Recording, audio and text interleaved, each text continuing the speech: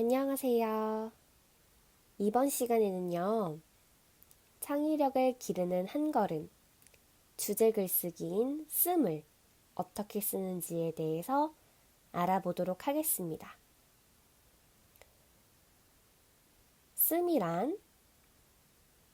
씀은 함께 쓰는 주제 글쓰기입니다. 글쓰기의 즐거움을 알고 창의력을 기르기 위해 씁니다.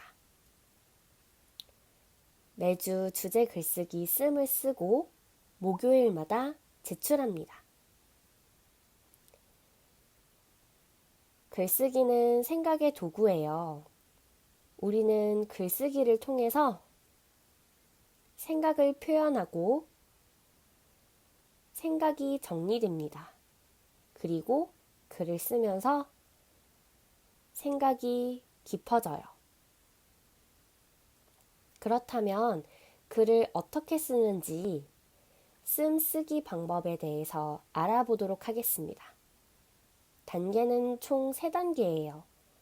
첫 번째는 생각 꺼내기, 두 번째는 문장 만들기, 세 번째는 글 완성하기입니다.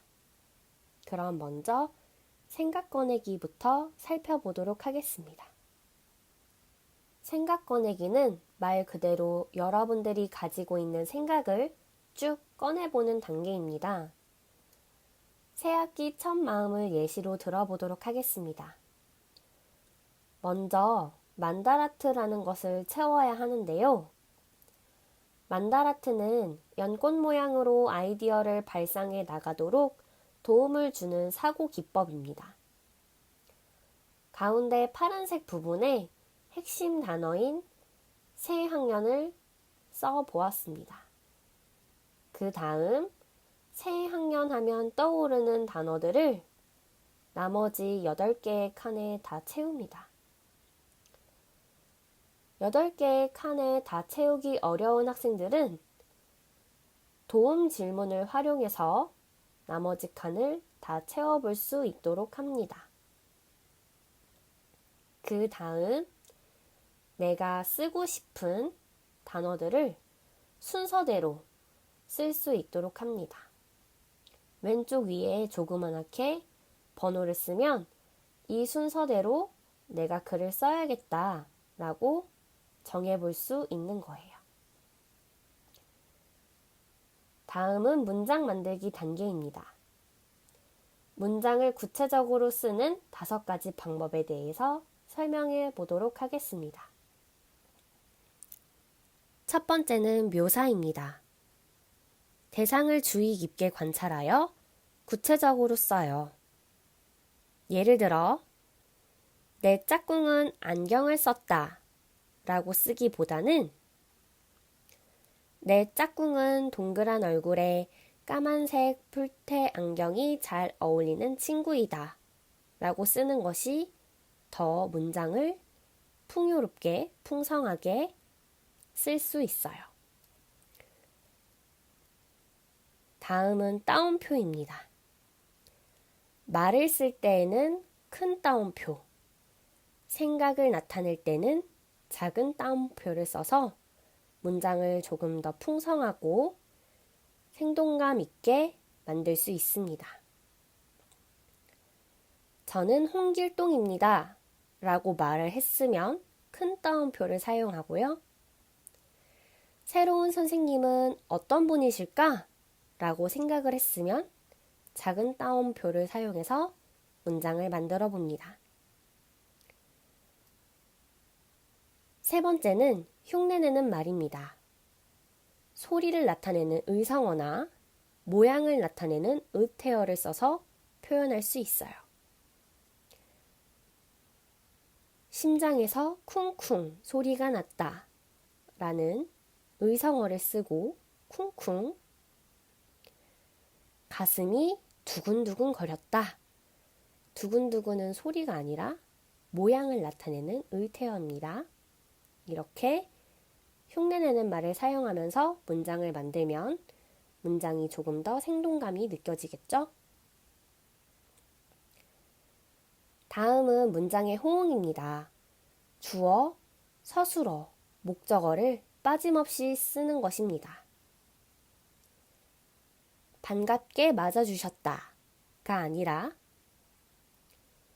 선생님께서 나를 반갑게 맞아주셨다 라고 선생님께서 주어 반갑게 맞아주셨다 서술어 목적어인 나를 이렇게 쓰면 문장이 조금 더 명확해지고 설명이 정확해지는 효과가 있습니다.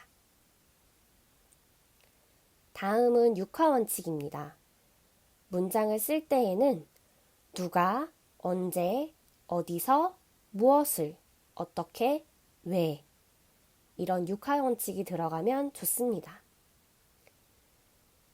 새학년이 시작되는 3월 2일 나는 새 교실로 문을 열고 조심스럽게 들어갔다. 이 문장을 보면 누가, 언제, 어디서, 무엇을, 어떻게, 왜 이렇게 육하원칙이 다 들어가게 썼는데요. 그러면 글을 읽는 사람도 이 사람이 무엇을 말하고자 하는지를 잘 알 수 있고 글을 쓰는 사람도 기억을 좀 더 풍성하게 표현할 수 있습니다. 마지막 글 완성하기입니다. 여러분들이 문장 만들기를 한 것을 가지고 문단을 구성할 수 있습니다. 문단의 시작은 한 칸을 띄어서 쓰도록 합니다. 그래서 총 4개의 문단이 만들어진 것을 확인할 수 있습니다. 하나의 문단에는 하나의 중심 생각을 가지고 있습니다. 그래서 첫 번째 문단은 새로운 시작에 대한 두근거림으로 나타낼 수 있습니다. 두 번째 문단의 중심 생각은 담임 선생님과의 첫 만남. 세 번째 문단은 반가운 친구와 같은 반이 됨. 네 번째 문단은 올 한 해 나의 다짐이라고 정리할 수 있습니다.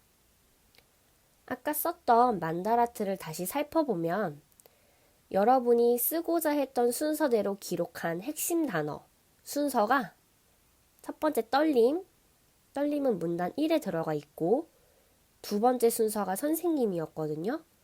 이것은 문단 2. 그 다음 새 친구가 세 번째로 쓰기로 마음을 먹었으면 세 번째 문단. 마지막 기대와 다짐 네 번째, 다섯 번째 핵심 단어가 문단 4에 있다는 것을 확인할 수 있습니다. 이 글의 구조를 중심으로 다시 한번 살펴보면 처음, 가운데, 끝으로 나눌 수 있습니다. 처음은 주제를 간단하게 소개하거나 흥미로운 이야기로 시작합니다. 가운데는 주제에 대한 생각과 이야기를 구체적으로 씁니다. 끝은 생각이나 느낌을 정리하고 앞으로의 다짐을 씁니다. 이제 여러분의 글을 써볼까요? 차곡차곡 모은 글이 하나의 책이 됩니다.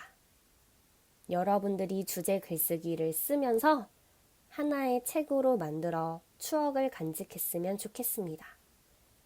그럼 주제 글쓰기 쓰는 방법에 대한 설명 마치겠습니다.